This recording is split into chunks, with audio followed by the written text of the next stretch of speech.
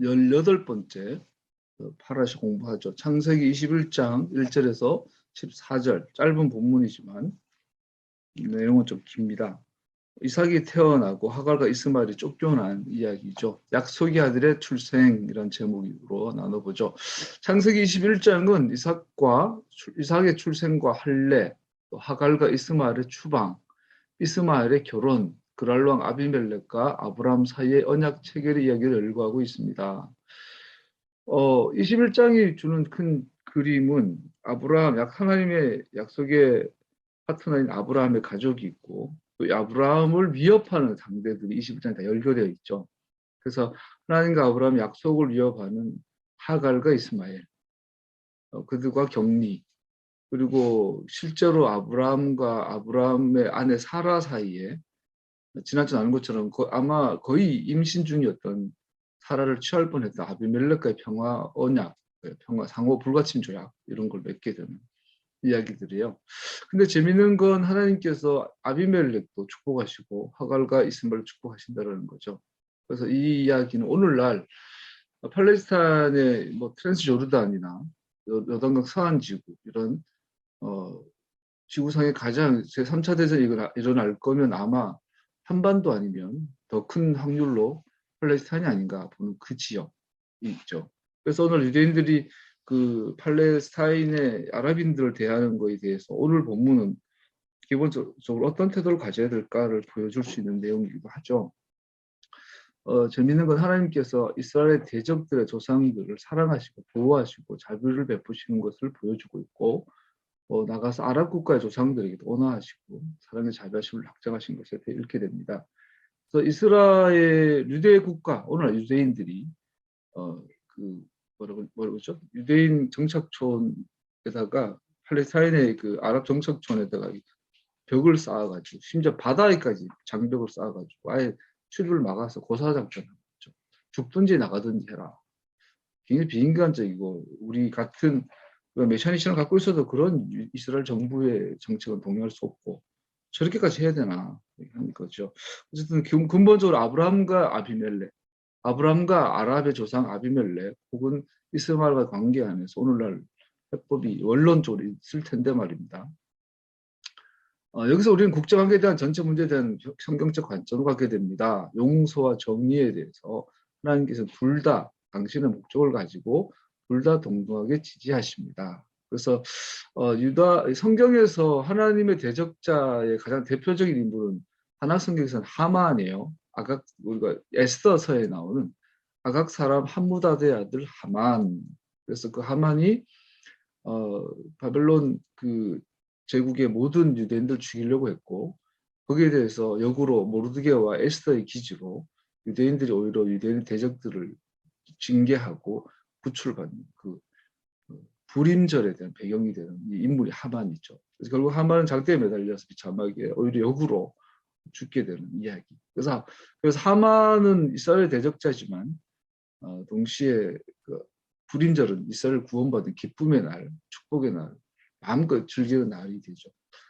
예수님의 생애로 돌아오면 하만의 역할을 했던 인물로 우리가 가룟 유다를 들 수 있어요. 가룟 유다. 그래서 우리가 요한복음 17장에 보면 멸망의 사람이라고 명칭을 해요. 멸망의 사람으로 지명돼요. 저는 태어나지 않았으면 좋았겠다. 마치 하만처럼 가룟 유다처럼 하나님의 언약을 하나님의 약속을 유기시키고 유산시켜 버리려고 하는 인물들이 있죠. 바로 오늘 아비멜렉, 하만, 가룟 유다 이런 흐름들이 있어요. 그리고 우리가 성경에서 마귀, 악령 이렇게 말하면 성경에 나온 단어니까 쓸 수 있지만 잘 정확한 개념을 알아야 돼요. 우리가 마귀다, 루시퍼다, 사탄이다 이러면 어떤 신적 존재로 이야기를 하는 거죠. 악령이라는 것은 분명히 존재하죠. 그런데 그 악령에 대한 개념이 우리가 신적 존재로 인정돼요. 우리가 아까 시험하 고백한 것처럼 신은 한 분이세요. 하나님만이 신이세요. 하나님 외에 다른 신은 없어요. 그런데 우리는 무의식적으로 교회에 다니는 우리조차도 그 사탄, 마귀, 귀신 이런 것도 신적 존재로 이해를 해요. 성경에 나오지 않냐. 그런데 그렇지 않아요. 성경에 사탄이라는 단어는 아직 헤르시아 시대 이후에 생긴 표현들이에요. 그 전에는 그냥 대적자의 대적자, 하나님의 대적자 있었다는 거예요. 그러면 하나님을 대적하고 하나님을 반대하는 인물을 오늘날 하만, 아비멜렉 같은 경우는 본의 아니게 그런 거고, 하만은 의도적으로, 바론 유다도 인간 오늘 다큐멘터리 만들면 12인물 중에 가장 매력적인 인물이 사실은 가룟 유다예요. 베드로나 다른 제자들보다 더 인간적이고 더 인간적인 고뇌 가운데 있다가 결국은 잘못 오판해서 자기 스승을 죽게 만들고 직후에 스스로 후회하고, 그런데 하나님 은혜의 기대기보다 자결을 선택한 비극의 인물 가룟 유다. 이들은 성경에서 말하는 그 마귀적 존재인데 이것의 본질은 하나님의 대적자예요. 그러면 우리가 하나님의 대적자 그러면 우리는 자꾸 오늘날 그 헐리우드의 잘못된 그 문화죠. 뭐 자꾸 이게 뭐랄까 밸런스가 무너지고 싸우고 누가 세고 약하고 이런 느낌으로 생각해 대적자. 성경에서 대적자라는 것은 하나님의 계획을 막으려고 하는 거예요. 하나님의 약속을 유기시키려고 하는 어떤, 그래서 이 대적자는 하나님 앞에 도저히 뭐 어떻게 상대가 안 되죠. 비교 대상이 아니잖아요. 신이 아니니까. 그러면 어떻게 하냐? 속임수죠. 속이는 거죠. 미혹하고 거짓말로. 그렇게 해서 하나님의 약속이 지켜지지 못하도록 만드는 걸 하나님의 대적자. 그 하나님의 대적자를 표현하는 표현이 마귀, 사탄이에요. 그래서 우리는 사탄, 뭐 악령 그러면 막 요즘 그 영화에도 보면 뭐 악령, 뭐 사자, 뭐 이런 거 있잖아요. 막 주술적으로 하고, 요즘 최근에 이제 윤석열, 김건희 해가지고 샤머니즘이 완전 이 연휴 끝나면 200만의 무당들이 여의도에 집결한다는, 민주당에서 아주 호재죠. 그렇게 한다는데 이 샤머니즘, 여기에 대해서 우리가 분명해야 될 건, 성경에서 말하는 마귀는 대적자예요, 대적자. 어떤 영적 존재가 아니에요. 그냥 대적자예요, 대적자. 주술적인 힘이 있는 존재가 아니에요. 대적자예요. 그래서 이 마귀의 능력은 딱 하나예요. 속이는 거. 팩트를 모르게 만드는, 속이는 거. 이게 얼마나 중요하냐면 예수님의 마지막 당부가 속지 마라. 가장 중요한 거. 우리 교회 다니는 예수님의 자녀인 우리는 그 인생을 돌아보면 대부분 속고 살았죠. 그러니까 이명박한테 쏘라고, 박근혜한테 쏘가고, 설교 많은 목사들한테 쏘가고, 우리도 누군가를 속이고 살고 있는 거죠. 속지 않는다라는 것은 어마어마한, 하나님만이 속지 않을 수 있어요. 인간 모두는 속아요. 그래서 오늘날처럼 이렇게 개인 방송이 많고 여러 가지 팩트 체크가, 이 크로스 체크가 가능한 시대에 살고 있다는 우리는 속는 것을 좀 줄일 수 있겠죠. 최소한 우리가 정치적 지도자를 뽑을 때는 안 속아야 돼요. 샤머니즘에, 개인적으로 이번에 정치적인 대선 앞두고 걱정되는 건, 이렇게 시간이 흘러가면 앞으로 소위 우리나라는 샤머니즘의 민족이잖아요. 원래 그 우랄 알타이 산맥에서 우랄 알타이어가 나오고, 얘네들이 우리 쪽으로 내려가 일본까지 내려가고, 또 몽골을 형성하고, 얘들이 유럽을 가가지고 터키가 되고 핀란드로 가고, 같은 그 어권을 쓰고 있죠. 여기만 샤머니즘이 있죠. 전 세계에서 샤머니즘. 무당, 소위 무당, 탱그리신, 몽골 뭐 이런 데서. 근데 우리 이 샤머니즘이 불교와 유교가 들어오고 나서 죽어져 있다가 그것도 들어왔다 죽어져 있다가 틈만 나면 올라오죠. 민비의 진성군 같은, 또 신라 시대에도 차차옹인가 뭐 어제 아까 뉴스 보면 나오고, 역사적으로 그 정권의 말기, 왕조의 말기는 항상 샤머니즘이 고개를 쳐들었죠. 우리 박근혜 때 이제 최순실로 시작되다 김건희까지 샤머니즘. 근데 문제는 오늘 현대 사회에서는 정보가 일반화되면서 가장 무서운 거예요. 소위 유교나 불교라는 고등 종교가 오면 샤머니즘이 죽었었는데, 역사적으로 이제는 고등 종교와 하등 종교라는 개념이 사라져. 이것의 앞잡이 역할을 하고 있는 게 문화죠. 우리 아이들이 하는 스타크래프트, 수많은 컴퓨터 게임들, 그리고 어벤져스 시리즈, 수많은 샤머니즘적 신화와 샤머니즘적 캐릭터들이 이제는 어떤 문화의 캐릭터가 형성이 되고 아이들의 문화를 공유하고. 그래서 지금 10대, 20대 애들 정서 속에는 고등종교, 하등종교 개념이 없어요. 토르가 세냐 뭐 이것만 남아있는 거예요. 스파이더맨이 세냐.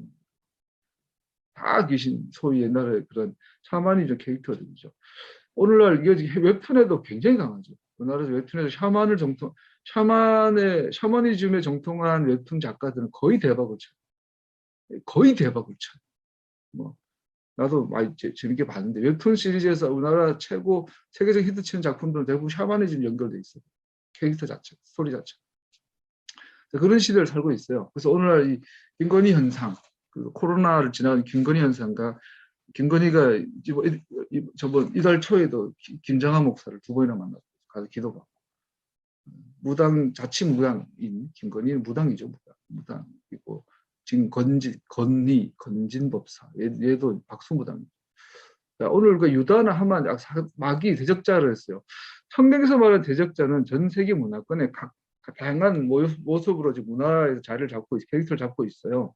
성경이 말한 는 우리는 딱 생각할 뭐 어떤 주술적인 힘을 갖고 있고 막 예언하고 환상을 보고 막 우스갯소리가 있잖아요. 살 푼다 그러나? 그 누굴 저주할 때 그 사람의 생년월일시를 적어놓고 막 뭐 인형 만들고 콕 찌르고 뭐 이런 김건희가 했대잖아. 김건희가 살풀이 한다잖아. 김건희가 지금. 근데 이재명은 안 통한대. 우스갯소리. 왜 안 통하냐? 너무 가난해가지고 이재명은 생일을 모른대. 부모님이 이재명의 정확한 생년월일을 잊어버렸대요. 그래가지고 실제로 출생신고가 이 사람은 자기가 몇 살인지 모른대요. 지금 법적으로. 그러니까 살풀이가 안 통한대. 그건 수적인 힘을 갖고 있는 존재를 마귀 사탄으로 우리 이해하고 있는데 그게 아니라는 거 성경에서. 성경에서 말하는 대적자는 말했지만 하나님께서 약속하신 그 언약에 대해서 속임수를 사용해서 막으려고 막지 못한다면 왜곡시키려고 하는 그런 시도를 갖고 있는 대적자죠. 그래서 그런 대적자의 어떤 삶의 자세를 태어나 살고 있던 사람이 대표 가룟 유다 그리고 하만. 가룟 유다가 보기에 아무리 봐도 나사렛 예수 내 선생님 저분은 메시아가 유다의 자손이 아니에요. 여자의 후손이 아니에요. 이렇게 되는 거죠. 그걸 가지고 성경은 대적자, 사단, 마귀, 악한 독사의 자식 이렇게 있는 거죠. 자, 오늘 21장은 거기에 대한 대표적인 인물로 이스마엘, 아비말렉 이런 이야기 나오는데 재밌는 건 하나님이 그들을 축복하고 계신다. 사랑하고 계신다. 보게 되죠. 운명론이 들어올 수 없다라는 얘기예요. 그죠? 이삭의 출생에도 간략히 요점까지 처술되었습니다. 하셴께서 사라를 찾아오셨고 파카드, 기억하다, 기르기 아니라 기억하다. 성경에서 찾아오신다라는 건 기억한다는 연결이 되죠. 그날 임신하였고 말씀드린 것처럼 생명을 아이가 임신하고 아이가 출생하는 이 사건은 하나님께 파카드 기억하시는데 이것은 엘샤다이 오늘 마이크를 잠깐 안 했네요. 엘샤다이로서 하나님께 당신을 나타내시는 거죠. 옆으로 좀 빠져보면 중요한 개념이 되게 많아가지고 예를 들어서 여러분 기도할 수 있다는 건 굉장히 엄청난 축복이거든요. 지난주 아비멜렉이 꿈에 아브라함의 하나님 나타났을 때 아비멜렉이 아도나이요. 제가 일하는 장애인 일터에 김선경이라는 아줌마가 여자 이용인이 있고 강성경이라는 남자 이용인이 있어요. 선경, 성경이. 그런데 강성경 얘는 그래서 성경아 부르면 대답을 안 해요. 성경아 하면 대답 안 해요. 그래서 한 3번, 4번 반복하다 안 되면 강성경 이러면 얘가 야! 그 소리 지고 뛰어와요. 그래서 그저께 제가 걔들 불러놓고 성경아 너 선생님들이 이제 소리 지르기만 그때 대답하면 너무 힘들다. 앞으로 성경아 부르면 대답해라. 가르쳤어요. 뭐 고쳐주면서. 그랬더니 얘가 훈련을 했어. 그래서 이틀 동안 볼 때마다 성경아 했더니 네, 잘 훈련이 돼요. 장애인들에게 있어서 이름은 절대적이에요. 자기 이름 뭐 조금만 달라도 걔는 대답을 못해요. 이름을 안다라는 것은 이 수많은 그 방향을 속에서 누구를 콕 집어서 그 사람과 내가 연결이 되는 걸 의미하는 거예요. 이름이라는 것은. 우리가 하나님 앞에 예배하고 기도될 때 정확한 이름을 불러야 되거든요. 그러니까 주님은 누구나 할 수 있는 이야기예요. 그죠? 엘로힘, 하나님이라는 말 누구나 할 수 있어요. 근데 정확하게 우리가 성경에 말하는 그 하나님의 이름은 당신이 스스로 계시한 이름은 아도나이, 주님이라고 번역할 수밖에 없는 아도나이. 그래서 우리가 주님 기도하고 예배할 때 눈 감고 눈을 뜨고 걸어가고 어디에서도 내가 주님을 부를 수 있다는 것은 그 순간 그와 나는 연결 딱 되는 순간이 되겠죠. 기억하는 순간이에요. 그때 불임의 여성에게 찾아오신 그 주님 아도나이의 이름은 엘샤다이, 전능한 하나님이라고 말씀하죠. 아브라함이 아들 낳아주었고 그는 아이의 이름을 이삭이라고 불렀죠. 또 여기서 가장 중요한 오늘 21장 본문에서 반복되는 1절에 아바르 카쉘, 그가 말씀하신 대로, 다바르 카쉘, 그가 말씀하신 대로, 계속 반복, 그가 말씀하신 대로, 라모에드 아쉐르 다바르 엘로힘, 하나님께서 말씀하신 그대로 그때에 아또 쭈아 카아쉐르 엘로힘, 이제 한글로 다 써놔가지고 뭐 히브리어 읽는 거 아닙니다. 읽는 참 4절, 하나님께서 그에게 명령하신 대로, 말씀하신 대로 말씀하신. 옛날에 그 브라운 아이즈 걸스, 브라운 아이즈 걸스라는 그 유명한 여자 아이돌 그룹이 있었죠. 나중에 끝이 안 좋아하는 걸 알고 있는데, 걔들이 히트치 노래가 아바르 다바르, 아브라카 다브라카 있어요. 그게 히브리야, 히브리야. 아바르 아바르, 너에게 말하다, 다바라 다바르 말하다, 같은 말이죠. 그래서 주께서 가라사대, 이게 이제 아바르라는, 바이오메르 야마르라는 단어를 쓴 거거든요. 어쨌든 여기서 말씀하신 대로 21절에는 이삭의 출생은 정확하게 뭐죠? 말씀하신 대로 일어난 사건을 보여줘요. 하나님께서는 당신에게서 하시겠다고 말씀하신 대로 정확하게 당신 약속을 성취하셨고, 아브라함은 하나님께서 그에게 명령하신 대로 이삭에게 할례를 행함으로 하나님을 따라 했다. 그래서 마귀의 술수는 간단하죠. 하나님이 약속하신 것을 우리가 정확하게 이해하지 못하도록, 또는 정확하게 전달하지 못하도록, 또는 정확하게 받아들이지 못하도록 방해 공작을 펴는 게 마귀의 역사, 마귀의 일이죠. 그래서 약속하신 것을 그대로 전달하는 사람은 성경 교사다, 선지자다 이렇게 말하고 있는 거, 사도다 이렇게 말하고 있는 거고, 그거를 이상하게 해석하고 다르게 해석하게 하는 것을 거짓 선지자 이렇게 말하고 있죠. 이삭이 보여주는 이 그림은 하나님께서 말씀하신 대로 그대로 이루어진 역사를 보여줍니다. 하나님께서 그게 명령하신 대로 이삭에게 할례를 행함으로 하나님을 따라했다. 그 믿음이란 뭘까요? 예수 믿습니다. 이게 뭘까요? 뭘 믿는다는 도대체? 그분이 나를 위해 죽으시고 장사되시고 부활하시고 다시 오시고 믿습니다. 아멘. 맞아요. 그것도 믿음이죠. 근데 그러한 예수님을 향한 믿음의 가장 더 중요한, 더 본질적인 것은 뭐냐면, 예수님은 약속하신 아들이십니다. 뜻이. 이거 굉장히 무서운 이야기예요. 오늘 교인들은 다 엉뚱한 믿음을 갖고 있는 거죠. 대부분. 예수님을 하나님 아들로 믿어요. 교인들, 교회 기독교가. 그분이 하나님이시고 장소시신 걸 믿어요. 우리를 죽으신 거, 장사되신 걸 믿어요. 그리고 그분 나를 위해서 지금도 차라리 중재하고 계시고 앞으로 다시 오시고 세상을 영원히 다스릴 것을 믿어요. 근데 그보다 더 먼저 믿어야 될 게 뭐냐면, 예수님은 약속의 아들이죠. 약속이 성취되신 분인 걸 믿어야 돼요. 그 약속이 어디 있어요? 아브라함의 언약이 안에 있잖아요. 어디 있어요? 시내산 언약이 있죠. 토라 안에 있죠. 그 토라가 폐해졌는데 어떻게 예수를 믿는지, 이거는 앞뒤가 안 맞는 거죠. 토라에서 언약 약속하신 분이 예수님인 것을 믿는 게 예수님을 구주로 영접한 믿음의 시작이, 뿌리예요. 토라회복과 메시아닉 신앙은 복음의 회복이에요. 복음, 믿음의 회복이에요. 강조하고 있는 것은 오늘 이삭의 출생에 약속하신 대로 이삭이 약속의 아들로 태어나신, 이삭이 보신 것은 예수님이다. 예수님은 약속의 아들이야 라는 증거. 이것을 통해서 강조하고 있는 첫 번째는 하나님은 완전하시다. 그 한량 없이 끝없이 정확하게 일을 행하시다. 이삭이 그에게 말씀하신 대로 말씀하신 때에 태어났습니다. 그때 주님께서 말씀하셨다. 다음에 이맘때에 내가 반드시 너를 다시 찾아오겠다. 그때 너와 아내 사라에게 아들이 있을 것이다. 그리고 그 약속을 성취하신 그 수단이 뭐냐면 임신과 출산이에요. 생명. 성경에서 임신과 출산을 생명이라고 표현합니다. 10개월 혹은 9개월, 다소 오차가 있지만 9개월 동안 자라는 때를 성경에서 생명의 때라, 생명의 시간이라고 표현해요. 그러나 성경은 이 임신의 기간을 단순히 생물학적 사실이 아니라 하나님의 기적적인 행하심의 직접적인 결과로 보고 있습니다. 하나님은 생명의 하나님이시고, 그래서 그런 아기가 태어날 정확한 날인 생명의 때를 결정하십니다. 우리는 남자와 여자가 눈이 맞아가지고 바람 피고 나면 애가 임신을 해요. 마음에 안 들면 지워버리죠. 그리고 장애인이면 지워버리고. 근데 성경은 임신 자체를 생명의 때라고. 이것은 하나님만이 하실 수 있는 일이라고 정하셨죠. 하나님, 그래서 우리가 결혼이라는 것, 임신과 출산이라는 것은 하나님이 결정해 주신 가장 그 중요한 약속의 성취 수단이, 이것을 파기하거나 공격하는 것을 하나님께서는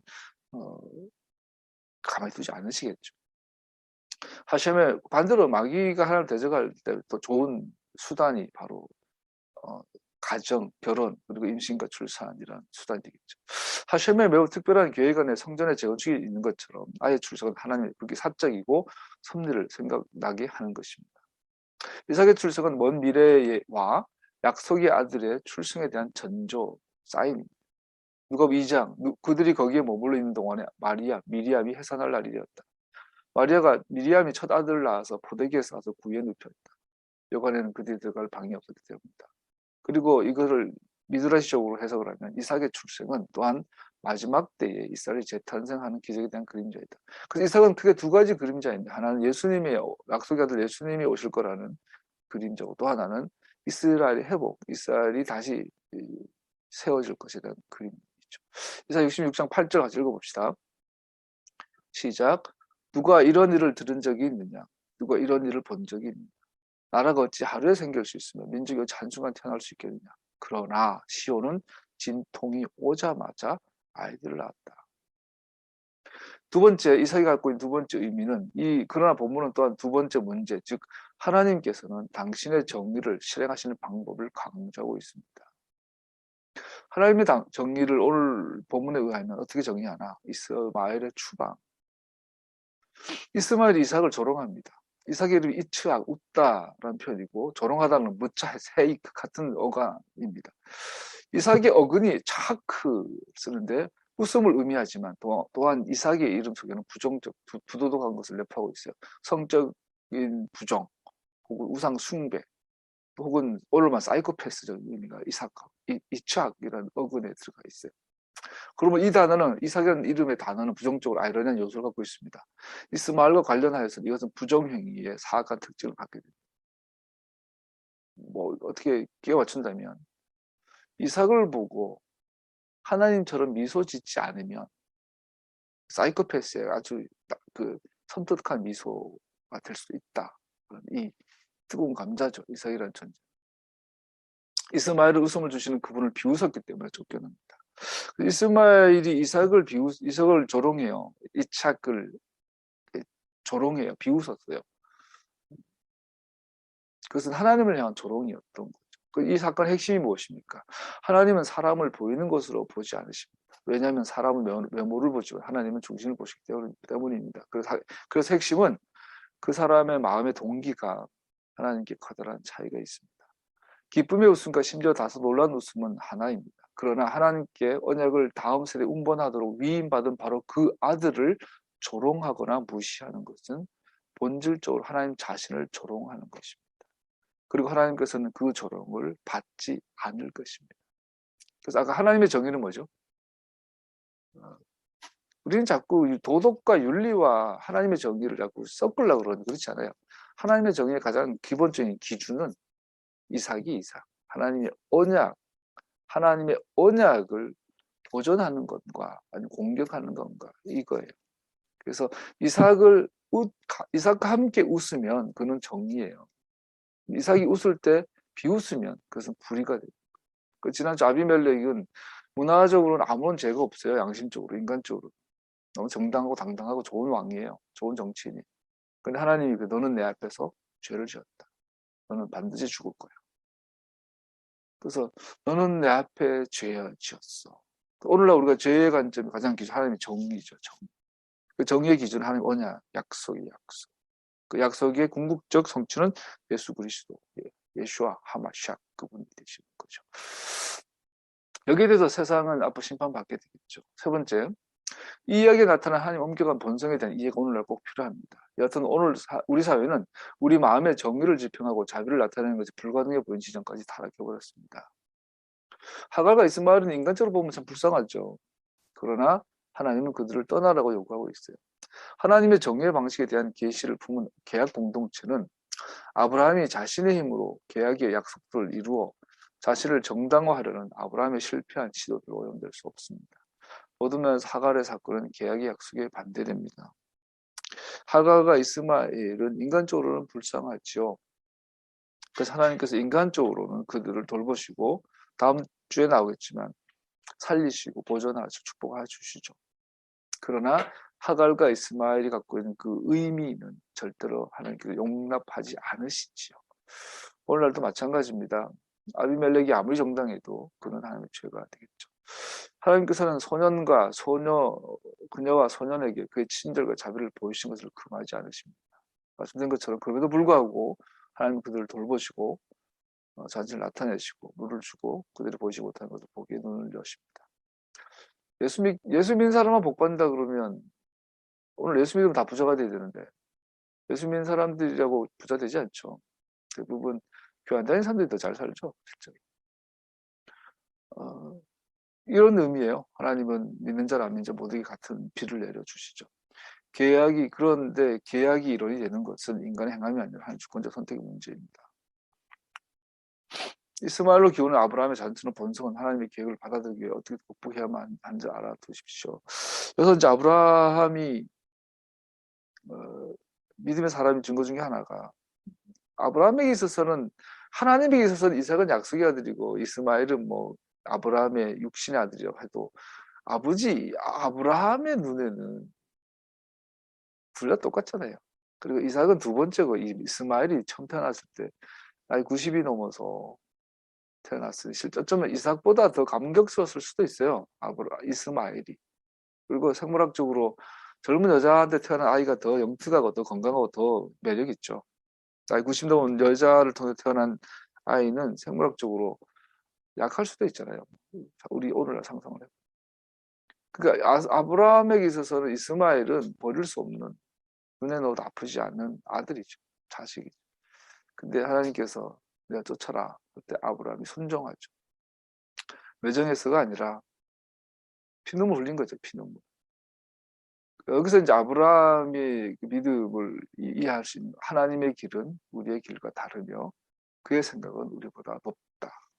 그런 우리가 승리하고 결정하는 방법으로가 아니라 자신의 목적의 방침을 따라 당신의 영원한 계획을 완성하고 당신께서 정하신 목적을 결실을 얻고자 계획하신다. 뭔 말인가? 우리 인생을 돌아보시면 후회되는 게 더 많죠. 실수한 게 더 많고 그때 이런 결정을 했어야 됐는데 잘못 결정했다는 생각을 더 많죠. 우리 어제 저녁에 삶을 잠깐 나눌 때 우리 공동체가 다 청각으로 만났을 때는 그냥 그 미래에 대한 어떤 막연한 기도가 있다가 이제는 결혼을 하고 남편과 자식이 있고 아내가 있고 하다 보니까 이제 현실이 되죠. 그리고 대부분 부부관계 갈등이 생기고 나면 많이 후회가 되고 많이 아파하죠. 근데 우리가 여기서 따라가야 될 것은 우리는 우리 인생을 이렇게 뭐랄까 계산하고 이렇게 평가를 내리지만 우리는 하나님의 인도하심을 따라야죠. 하나님의 목적을 따라야 되겠죠. 하나님 길과 우리의 길은 다르다. 네 번째, 이삭과 이스마엘 모두 결혼으로 계약의 관계성, 결합, 연관 또한 강조됩니다. 이건 다 읽어보기 하고 결혼이 여러분 그 동서고금을 막론하고 신분 상승의 가장 강력한 수단이 결혼이죠. 반대로 돼요. 신분이 타락할 수 있는 가장 강력한 것도 결혼이고요. 우리 그 독일 어느 그 벤츠가 있는 그 독일의 그 지역, 뭐 어느 지역인지 모르겠다. 독일이 벤츠가 있고 있는 그 지역은 옛날에 여기 옛날 그 보통 이제 장자 상속이 갖고 있는 지역과 벤츠가 있는 그 지역은 전통적으로 장자 상속이 약했던 지역이래요. 그래서 오늘날 독일의 그 벤츠라든지 뭐 필립스 뭐 유럽의 레노라는 벤처 기업도 초기엔 벤처였을 거 아니에요. 작은 기업이었는데 얘네들이 창의성을 통해서 커지는 기업들이 유럽에서 일어난 그 지역의 특징이 뭐냐면 장자 상속이 약했던 지역들이래요. 그 장자 상속이 전통화되면 나타난 사회가 이게 되면 신분 상승의 기회가 사라진대요. 그래서 부모한테 많은 유산을 받을 수 없으면 마늘 유산을 받지 못한 둘째, 셋째나 또 어릴 때부터 가난한 가정에서 태어난 아이들이 신분을 상승해서 부자가 되고 힘이 있어지는 것은 중세 사회에서는 불가능했대요. 단 한 건도 없었대요. 유일하게 가난하거나 노예 출신들이 신분을 상승할 수 있는 방식은 결혼. 귀족집 여자랑 결혼하는 거예요. 근데 그런 경우보다 사실은 귀족들도 뭐 어떤 이유로 폐가 망신해서 귀족 자제들이 평민이 되고 노예가 되는 경우 사실 더 많죠. 우리나라도 그렇고. 지난주에 그 연세대 강수 교수님인가 그 우리나라 여자 협객, 우리나라 조선시대에 그 몇 개 안 되는 여자들의 검술을 쓰는 그러한 여성에 대한 고전 문학에 대해 설명을 강의해 주는데 너무 재밌더라고요. 근데 그거 주제도 그거예요.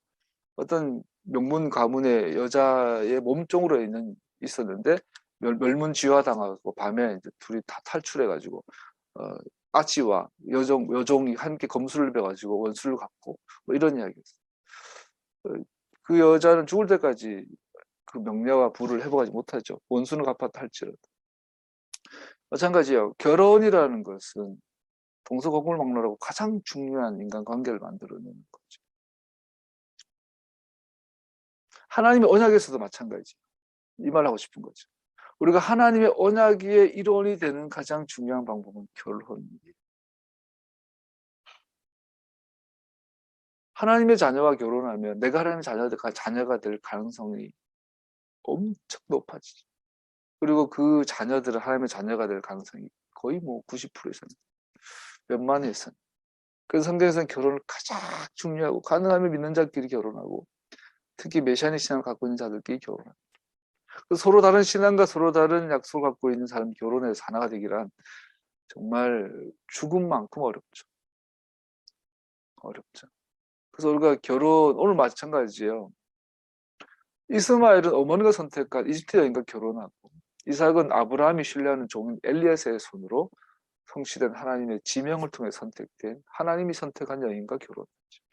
이 결혼을 통해서 하나님의 약속은 보존되기도 하고 유실되기도 합니다. 그래서 하갈과 이스마엘은 스스로 선택한 거예요. 그들은 이스라엘 하나님과 아브라함의 언약 밖의 사람이었지만 그들 스스로 이 언약 가운데 들어올 수 있는 결혼의 관계에 연결돼 있었는데 하갈은 자기 아들을 이집트 여인과 결혼시킴으로 말미암아 아브라함의 언약에 있어서 스스로 배제가 되죠. 그 결과는 지금 우리가 알고 있는 세계의 역학들이 결혼은 굉장히 중요하죠. 다섯 번째, 본문은 아브라함과 아비멜렉 사이의 계약 제정의 내용으로 결론 짓는데 특히 물에 대한 권리에 관한 평화의 복지 헤세드 계약입니다. 아비멜렉은 아브라함과 언약을 맺었어도 전체적으로 그의 삶의 투쟁에 예외가 아니라는 것을 상기시켜주는 자였습니다. 아비멜렉은 아브라함과 언약을 맺었지만 결국은 아브라함의 위협적인 존재였죠. 여기서 우리가 기억할 것은 비록 아브라함이 하나님의 축복을 받았다고 할지라도 여전히 그에게는 대적들이 있었습니다. 여러분 제가 하나님께 축복을 받아도 우리는 사는데 수많은 장애들이 있을 거라. 두 번째, 하나님께서는 아브라함이 단순한 체류자가 아니라 그 지역 내에서 무시할 수 없는 인물이 되게 하는 확실한 방법으로 아브라함을 축복하셨습니다. 하나님이 약속하신 대로 축복하셨습니다. 여기서 기억할 것은 아브라함이 만약 축복받지 못했다면, 가난했다면, 새가 약했다면 아비멜렉은 금세 아브라함을 잡아먹었을 거예요. 오늘날 하나님의 백성들은 그래서 복을 요구할 수 있는 권리가 있는 거예요. 우리가 하나님 앞에 축복 해주세요라고 할 수 있는 권리 중에 하나가 당신의 이름을 위해서. 내가 가난하면 당신의 약속이 위협받습니다. 라고 우리는 기도할 수 있는 거죠. 다른 말로 말하면 우리가 주님의 약속, 즉 이스라엘 회복을 위해서 살아갈 때 우리는 주님의 축복은 나누는 당상. 그래서 우리가 하나님과 하나님의 나라, 이스라엘과 관계없이 열심히 공부해서 좋은 대학도 가고 좋은 성공할 수 있어요. 그러나 그것보다 하나님의 약속 위에서 성실히 살고 축복을 받아 하나님의 보호하신 가운데 있으면 좋겠죠. 우리 주변에 아비멜렉이 항상 있습니다. 틈만 나면 우리를 잡아먹으려고 합니다. 우리가 이 위협에서 피할 수 있는 확실한 방법은 주의 약속 가운데, 약속 안에 있는 거죠. 브엘세바라는 이름의 우물로 아비멜과 아브라함 사이에 언약이 맺어집니다. 하나님께서 아브라함에게 이웃과 더불어 성공을 주셨다는 것과 하나님께서 아브라함과 그의 자손들을 약속의 땅에 심으실 것이라는 약속을 끊임없이 기억나게 하는 것입니다. 이 이야기는 아름다운 것을 끝을 맺습니다. 아브라함은 브엘세바에 에셀람을 심고 거기서 영생하신 주 하나님의 이름을 부르며 예배를 드렸다. 우리가 살아가는 끊임없이 변하는 세상에서 우리가 영원하신 결코 변하지 않으신 하나님을 예배하고 우리에게 희망과 능력을 주시는 분을 예배하는 것은 현실이 됩니다. 다시 말씀드리죠. 하나님 약속을 받은 축복받은 아브라함에게서 아비멜렉은 현실이에요. 여러분과 내가 하나님의 자녀로서 하나님을 예배하는 삶을 살아가는 우리의 믿음은 결국은 현실이에요. 근데 오늘날 우리 한국교회, 세계교회의 모습은 너무나 비현실적이죠. 코로나라는 현실이 우리한테 있는데 교회는 기도하면 된대요. 안수기도 하면 된대요. 우리 교회는 치유의 은사가 있기 때문에 코로나가 못 들어온대요. 그리고 다 걸려. 미국의 제일 유명한 목사가 코로나 반대하다가 코로나 걸려서 죽었어요. 왜 성경은 우리의 믿음이 현실이라고 말하는데 니들 왜 비현실적으로 사냐? 비현실적으로 사면서 그것을 믿음이라고 하냐라고 우리에게 뭐랄까 경고하죠. 아까 샤머니즘 얘기했는데 샤머니즘이 굉장히 비현실적이죠. 그리고 어제 어떤 심리학자인가 그분이 이런 그분도 좀 세게 말을 하던데 샤머니즘의 특징은 무식하다. 책을 안 읽는다. 무당들의 특징이 책을 안 읽는다. 독서를 하지 않는다. 역사를 공부하지 않는다. 인문학과 철학을 공부하지 않는다. 그래서 무식하다. 그래서 샤머니즘에 빠진 무당 출신이나 무당계 쪽에 있는 사람들 보면 표현 특징이 있어요. 말이 짧아요. 문장이 짧아요. 윤석열 문장 되게 짧죠. 김건희도 문장이 짧아요. 표현이 싸요. 어휘력이 우리가 사람을 평가할 때 그 사람의 평가는 가장 중요한 척도 중에 하나가 어휘력이에요. 어휘력. 저 사람이 어떤 문장을 쓰고 어떤 단어를 쓰는가가 그 사람의 수준이죠. 지적 수준이에요. 근데 무당 쪽에 빠진 사람들 대부분은 이 어휘력이 떨어져요. 현실 감각이 없는 거죠. 이상하게 오늘날 기독교도 현실 감각이 많이 약해졌어요. 심지어 메시아닉 운동조차도 문제는 빨갱이야! 이 문장에 갇혀가지고 메시아닉 하는 목회자들도 아직도 허우적거리는 궁금합니다. 정광훈 씨가 가짜 목사죠. 가짜 목사가 김건희를 뭐뭐 같은 뭐라고 이렇게 쌍욕을 했어요. 그러고는 윤석열이 지지. 메시아닉 하는 오늘 한국의 목사님들이나 성도들은 어떻게 할까? 이번 대선에 궁금합니다. 현실이란 말은 상식이고 상식이란 말은 넘어갑시다. 교회 다니면 누구보다 상식적이어야 하는데 예수 믿으면 누구보다도 현실적이어야 하는데 우리는 예수 믿으면 전우치처럼 구름 타고 다니는지 몰라요. 우리도 옛날에 많이 그랬던 것 같고 토라는 우리를 하늘에서 땅으로 이끌어내셨어요. 개인적으로 메시아닉적인 걸 발견하고 나서 믿음은 하늘에서 땅으로 나를 땅을 밟게 해주셨어요. 하나님은 당신의 말씀을 지키신다는 증거이며 우리가 존재한다는 것은 그의 약속을 따라 우리를 기르시며 높이시며 이 절기에 이르게 하셨다는 증거가 됩니다. 모르겠습니다. 이제 선배들 말이 좀 와닿는 게 나이가 들수록 가까이 하고 싶은 친구는 지성인이에요. 지성. 저도 이제 보니까 주변에 웃고 떠드는 친구들은 전혀 매력이 없고요. 이렇게 인문학적인, 철학적인, 과학적인, 합리적인 그리고 역사적인 소양이 있어서 그러한 대화가 가능하고 그러한 어떤 고민이 가능한 그런 친구들이 그리워지는 것 같아요. 나도 이제. 이게 예수 믿는 사람들 현실적인 모습인데요. 우리는 이상하게 반대가 돼요. 교회 다닐수록 가벼워지고 무식해지고 이러는 거. 우리가 그의 은혜로 이스라엘이라고 불리우는 백성들 가운데 계약 1원이라는 특권을 갖게 되고 저주가 아니라 축복에 그 영원하신 계획에 들어간다는 것은 얼마나 놀라운 일입니까?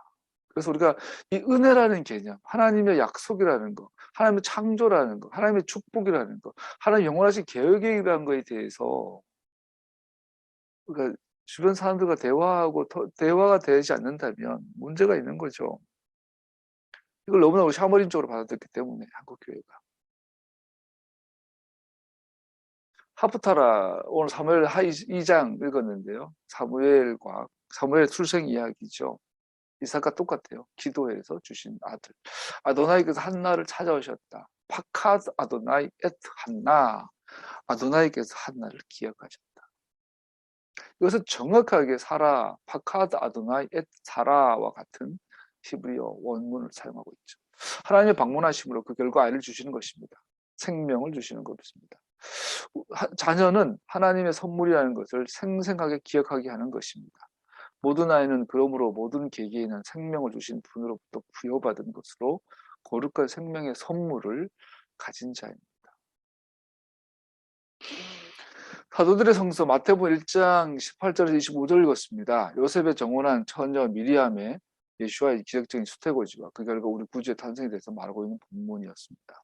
그래서 오늘 토라 본문, 이삭의 출생의 본문과 오늘 예수님의 출생의 수태고지의 본문의 명백한 연관성은 메시아의 탄생의 그림자로서 이삭의 임신과 출생의 기적이라는 것이죠.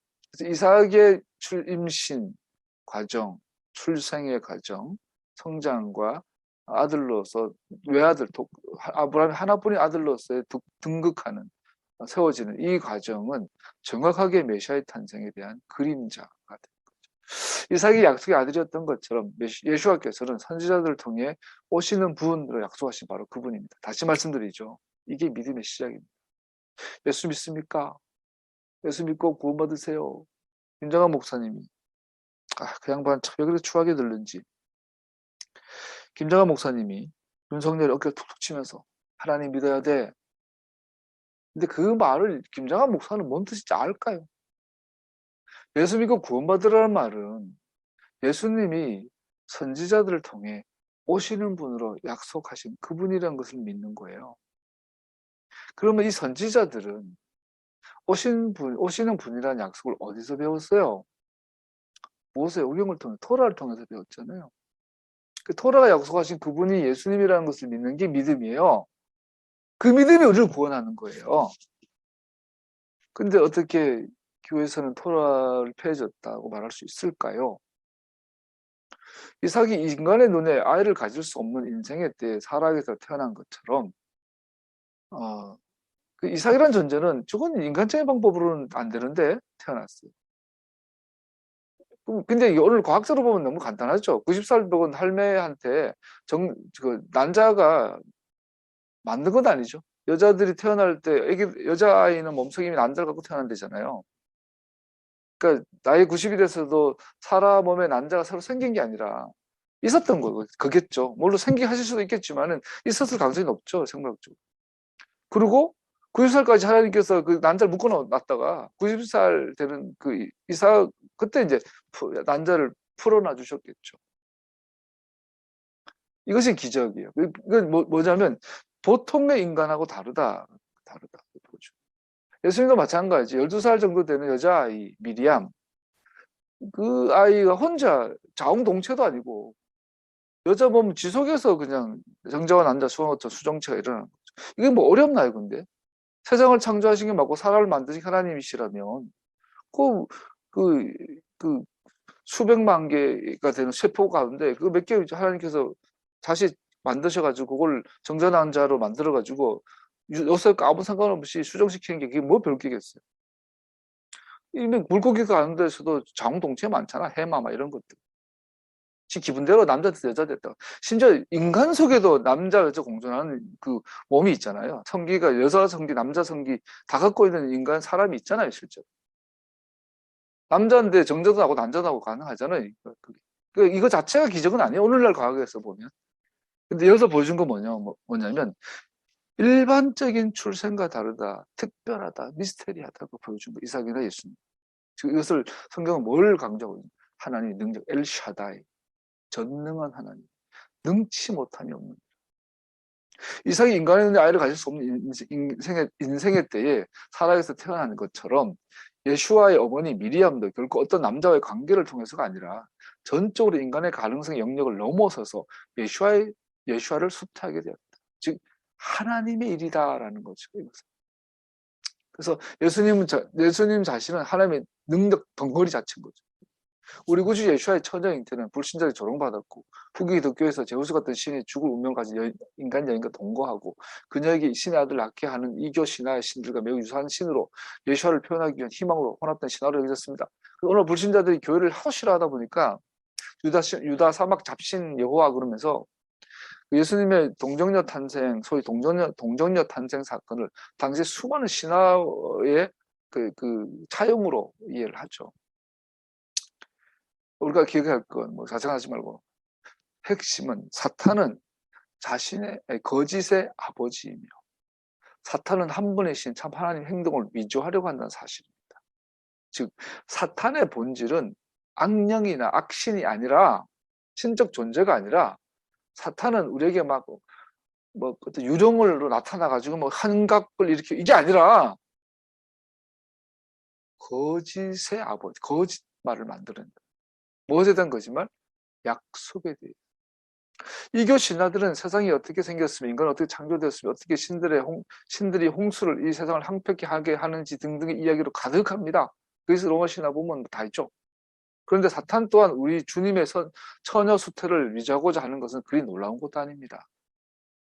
그러나 우리가 믿는 진리의 기초는 하나님의 영감된 말씀, 성서입니다. 우리가 성경을 읽으면, 토라를 읽으면, 성경을 읽으면 예수와께서 보통의 출산의 수단들이 아니라 루학 하코데시 성령의 역사를 통해 수태된 것에 의심이 여지가 없습니다. 게다가 예수님의 수태 이야기를 담고 있는 오늘 사도들의 성서 본문은 분명히 그들이 함께하기 전이라고 언급하고 있습니다. 대가사 누가는 미리암에 대한 천사의 소식을 담고 설명하고 있습니다. 천사가 마리아에게 대답하였다. 성령이 그대에게 임하시고 더없이 높으신 분의 능력이 그들을 감싸줄 것이다. 그러므로 태어날 아기는 거룩한 분이요 하나님의 아들이라고 불릴 것이다. 즉 예수님은 동정녀 탄생으로 오셨다라는 걸 말하고 있죠. 이제 말씀 마무리하죠. 그럼 왜 우리 주님의 동정녀 탄생이 우리 믿음의 근본 교리가 되는가? 첫 번째, 그것은 예수와를 다른 사람들과 구별되게 하는 표시가 되기 때문입니다. 우리가 동정녀 탄생의 교리를 포기할 수 없어요. 왜? 예수님은 다른 분이야 라는 걸 보여주는 거죠. 그것은 예수와를 이사야 예언의 성취와 연결시키며 임마누엘이신 바로 그분과 연결시킵니다. 즉 동정녀 탄생은 예수와의 신성과 인성 모두를 강조하는 것입니다. 바울은 그가 여자에게서 나셨다고 정확하게 말할 수 있습니다. 그렇게 함으로 바울은 예수와께서는 모든 면에서 사람이시다라는 것을 의미하고 있습니다. 참 사람. 성육신의 신비 가운데서 완전한 인성뿐 아니라 완전한 신성도 예수와의 위격 안에 있습니다. 예수님은 참 사람이시고 참 하나님이신 유일한 분이시죠. 이것이 동정의 탄생이 보여주는 첫 번째 메시지고, 두 번째, 예수님께서 완전한 사람을 우리 오셨다는 사실은 그의 죄 없음에 대한 질문을 낳게 합니다. 모든 사람들은 아담의 후손에게 전해지는 죄의 죽음과 정죄함 아래 태어나지 않는가? 그러면 예수님이 사람이면 예수님도 죄인이야? 할 수 있죠. 진실은 죄악의 본성은 인간에게 빠질 수 없는 것입니다. 아담은 죄에 빠지기 전에 완전한 사람이었습니다. 하지만 아담을 하나님께서 인류의 대표자로 두신 것은 사실이고 그의 불순종으로 그가 초래한 유죄 판결은 그의 자손 모두에게 전해졌습니다. 안타깝게도 모든 인간은 아담의 후손이고 아담은 죄인이기에 모든 인간은 죄인이.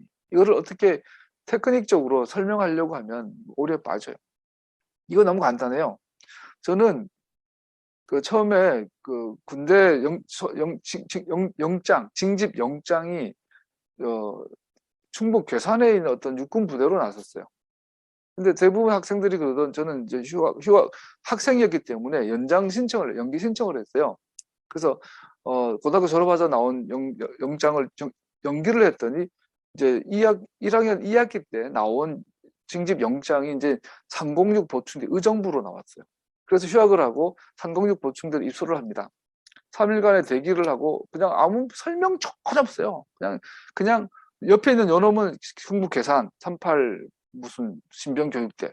뭐 나는 상공중 우정부, 내 친구는 춘천 백일보 춘천으로 가고 뭐 이렇게 그런 몰라 그냥 정해져요 그냥. 그리고 3일 지나고 났더니 식판 들고 3일 또 있었어요. 그랬더니 백 하나 주고 옷 갈아입으라고 있더니 차에 타래요. 차에 탔어요. 어딘지도 모르는 길을 가요. 1시간 몇 번 달려가서 내리래요. 내리랬더니 막 발로 막 차고 막 때려. 뭐 원산 폭격하고 막 구르고 1시간 동안 정신없이 그 한겨울에 꽂고 눈을 떴더니 독수리 모양이 보이고 도저인지 모르겠어. 그러고 났는데 이제 그날 저녁에 조교가 여기는 파주, 문산, 법원리야. 그리고 1사단이거든, 1사단. 그때부터 이제 1사단 전통에 대해서 1사단은 뭐 최신 선봉 최고 선봉부대 평양 최초 입성부대 뭐 이러면서 그러면서 뭐예요? 나는 1사단이 되면서 1사단 멤버가 돼버린 거예요. 그날 운명 자체가.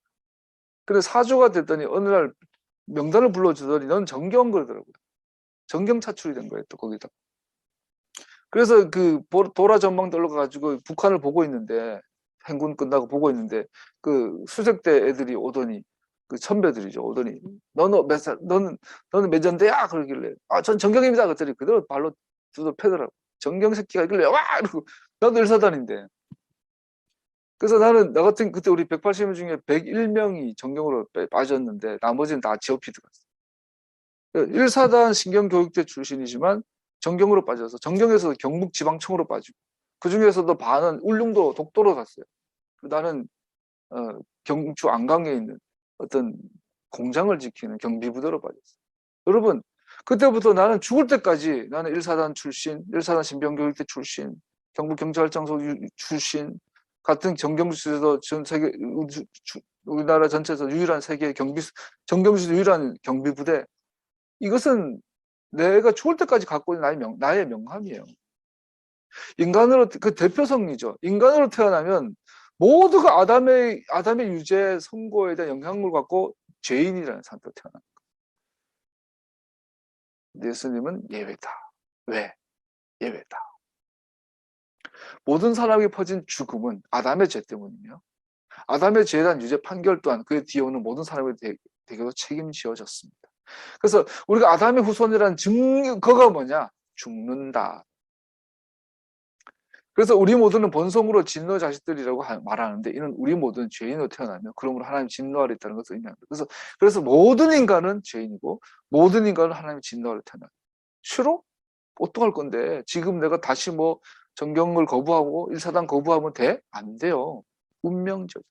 아니, 운명이라고 할 수도 그냥 존재 자체 그래. 내 실존이 그래. 실존. 거부할 수 없어요. 나는 죄인. 여러분은 죄인. 싫으면 인간 되지 말았어야지. 그러나 예수님의 동정의 탕생은 그를 아담과 연결성을 단절시킵니다. 우리가 두 번째, 동정의 탕생을 고백해야 되는 두 번째 이유는 예수님은 아버지가 없어요. 아담의 자손이 아니에요.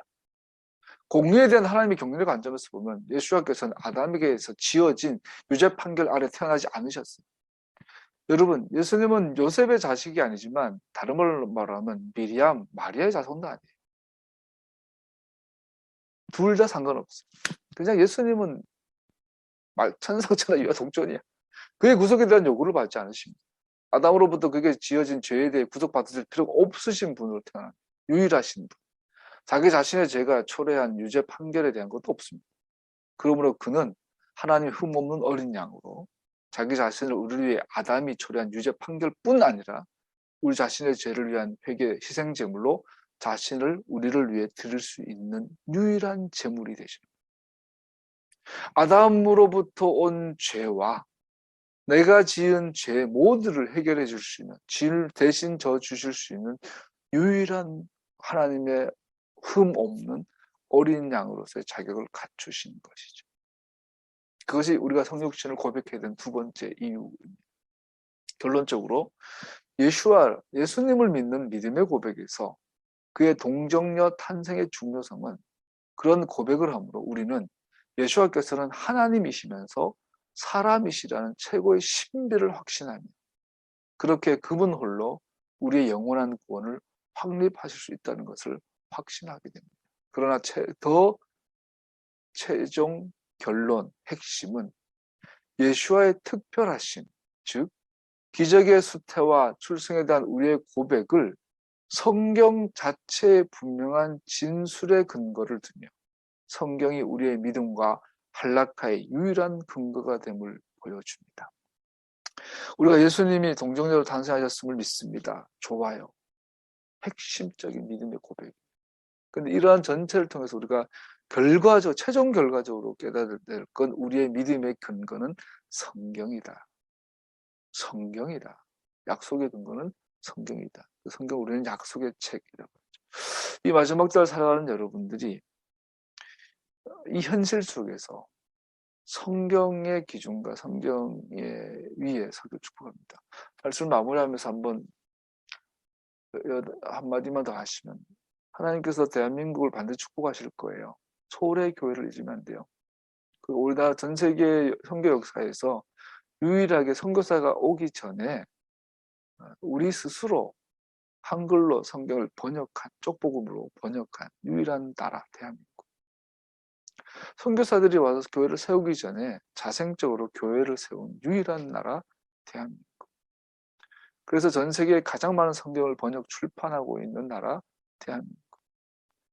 성서조선이라는 잡지가 있었고, 조선을 성서회라는 운동이 초기부터 있었고, 그러나 그 운동은 소수와 약했고, 힘 있는 기독교 대형 교회가 이어받은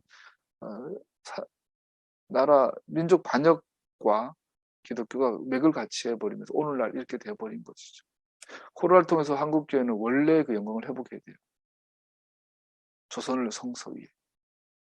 그 회복은 우리 이제 또 한 걸음 더 나아갈 수 있죠. 조선을 토라 위에. 우리 대한민국을 토라 위에. 그 일을 코로나 이후에 하나님께서 일으키시려고 준비하고 계시다고 믿습니다.